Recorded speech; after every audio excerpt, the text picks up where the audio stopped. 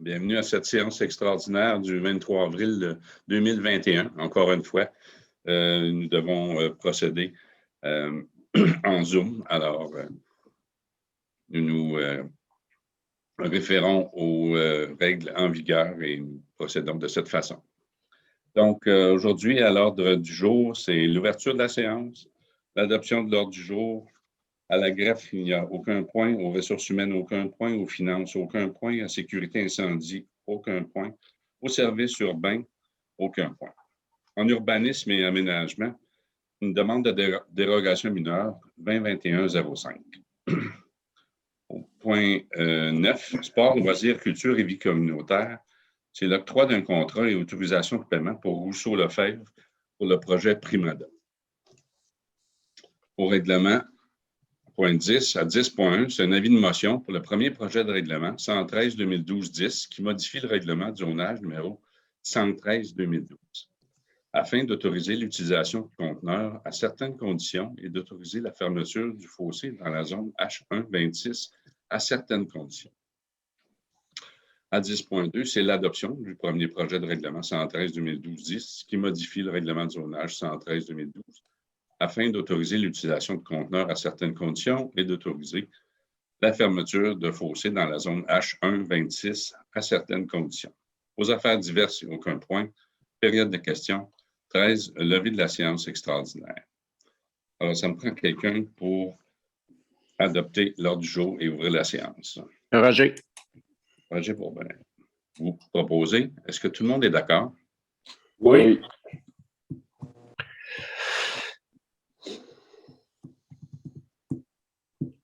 Donc, nous sommes déjà au point 8.1. C'est une demande de dérogation mineure. Je vais vous en faire la lecture.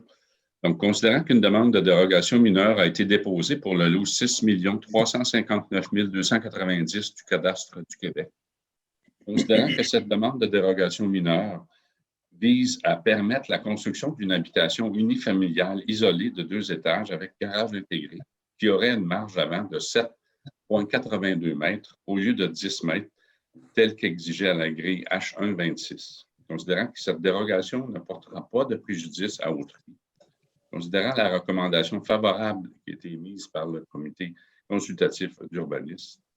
Considérant que, conformément aux différents décrets ministériels du ministre de la Santé et des Services sociaux pris en vertu de la loi sur la santé publique, une consultation publique de 15 jours a été tenue afin d'inviter tout intéressé à poser leurs questions et donner leurs commentaires relativement à la demande de dérogation mineure présentée devant ce Conseil.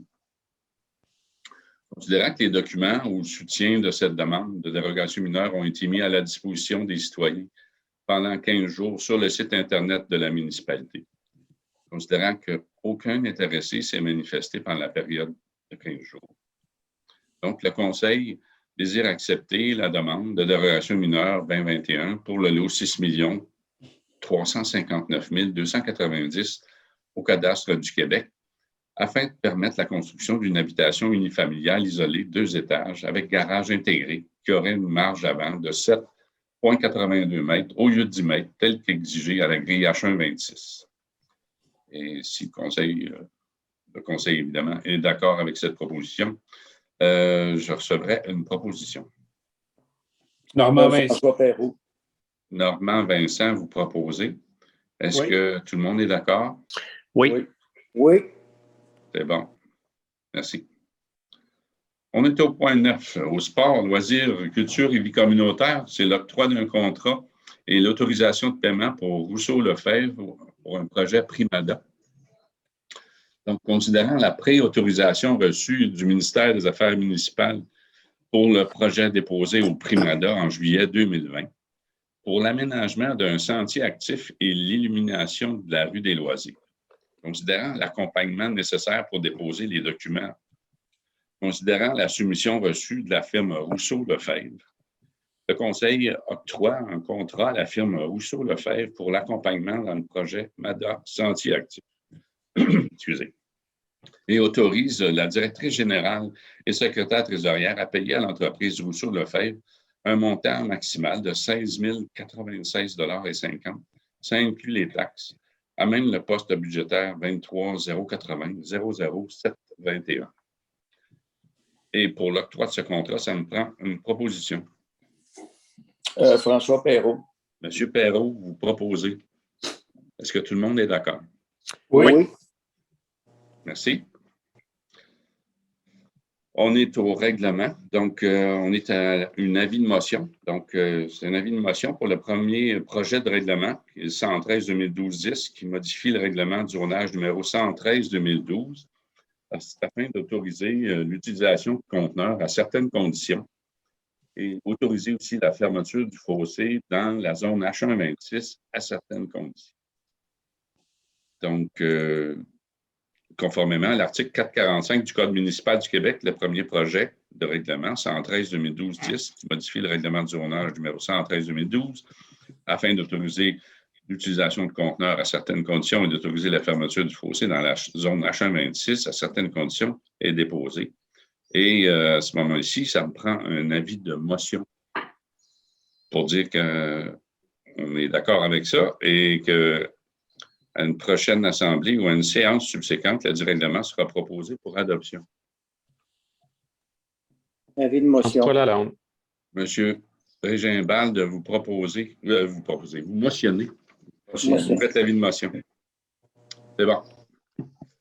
On est aussi, en la suite de ça, on est à l'adoption du premier projet de règlement 113-2012-10, modifiant le règlement du zonage 113-2012 afin d'autoriser l'utilisation de conteneurs à certaines conditions et d'autoriser la fermeture du fossé dans la zone H126. Donc, considérant que conformément à l'article 124 de la loi sur l'aménagement et l'urbanisme, le conseil municipal doit adopter le premier projet de règlement 113-2012-10 qui modifie le règlement du zonage 113-2012 afin d'autoriser l'utilisation de conteneurs à certaines conditions et d'autoriser la fermeture du fossé dans la zone H126 à certaines conditions. Aussi, considérant qu'il y a lieu de fixer la date, l'heure et le lieu de l'Assemblée publique portant sur le premier projet de règlement 113-2012-10 conformément à l'article 125 de la loi sur l'aménagement et l'urbanisme. Considérant, conformément aux différents décrets ministériels de la santé et des services sociaux pris en vertu de la loi sur la santé publique, une assemblée publique de consultation écrite d'une durée de 15 jours devra être tenue, et ce, afin de respecter l'article 125 de la loi sur l'aménagement et l'urbanisme. Considérant qu'en vertu de ce même article, le Conseil délègue le pouvoir à la directrice générale et secrétaire trésorière de fixer cette consultation écrite du 24 avril au 9 mai 2021 et devra, conformément à la loi, publier un avis public à cet effet.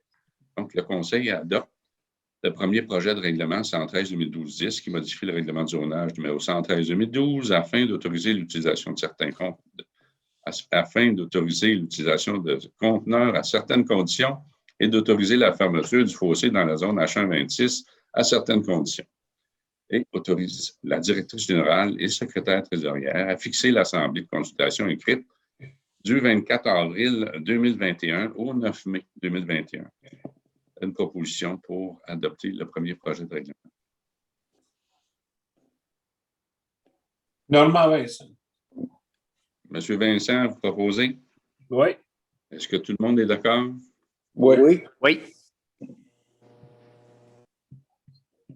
Donc, on est déjà rendu à la levée de la séance extraordinaire. Alors, s'il n'y a pas, la période de questions, il n'y a personne qui est présent, Madame Paradis. Donc, à ce moment-ci, donc, on est au point 15. C'est la levée de la séance extraordinaire. Quelqu'un pour la lever? Monsieur Lalonde, vous proposez? Eh oui. Est-ce que tout le monde est d'accord? Oui. Il n'y a pas de problème. C'est bon. Oui. C'est bon. Et bonne fête, Monsieur Lalonde. Oui. Bonne fête, François. Merci. Bonne fête. Merci bien à tous. Merci. Bonne journée à tous. Bonne journée. Bonne journée. Merci.